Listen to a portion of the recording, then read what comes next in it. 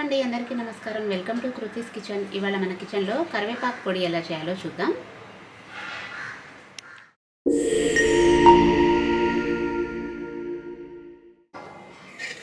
ముందు ఒక కడాయిలో కొద్దిగా నూనె పోసుకోవాలి.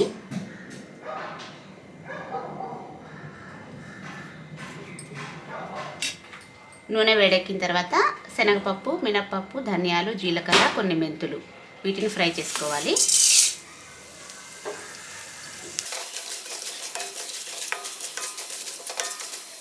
ఇవి కొద్దిగా ఫ్రై అయిపోయిన తర్వాత ఇందులో మనం ఎండుమిరపకాయలు వేసుకోవాలి.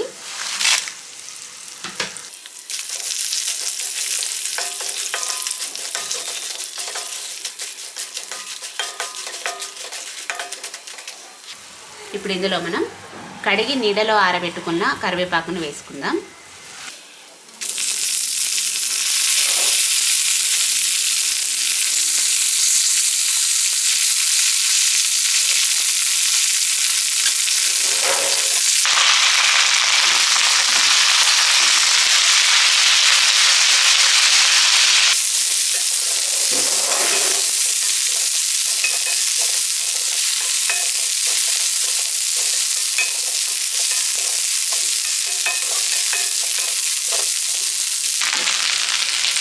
ఈ కరివేపాకుని ఒక 2-3 నిమిషాల పాటు మంచిగా ఫ్రై చేసుకోవాలి.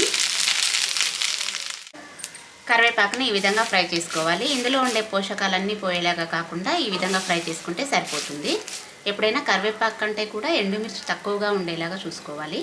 మనకి కరివేపాకు ఫ్లేవర్ అనేది ఎక్కువ తెలియాలి. ఇప్పుడు వీటిని చల్లారనిద్దాం. చల్లారిన తర్వాత ఇలా ఒక మిక్సీ జార్లోకి తీసుకున్నాం కదా, ఇప్పుడు వీటిని మిక్సీ పట్టుకుందాం. ఇలా ఒకసారి మిక్సీ పట్టుకున్న తర్వాత ఇందులో మనం రుచికి తగినంతగా ఉప్పు వేసుకుందాం.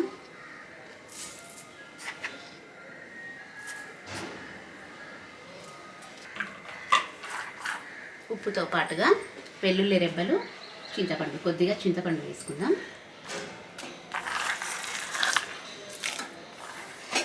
ఇప్పుడు వీటిని మెత్తని పౌడర్ లాగా మిక్సీ పట్టుకోవాలి. చూసారు కదా కరివేపాకు పొడి ఎలా చేయాలో. ఇది వేడివేడి అన్నంలో కొద్దిగా నెయ్యి వేసుకొని తింటే చాలా అంటే చాలా సూపర్గా ఉంటుంది.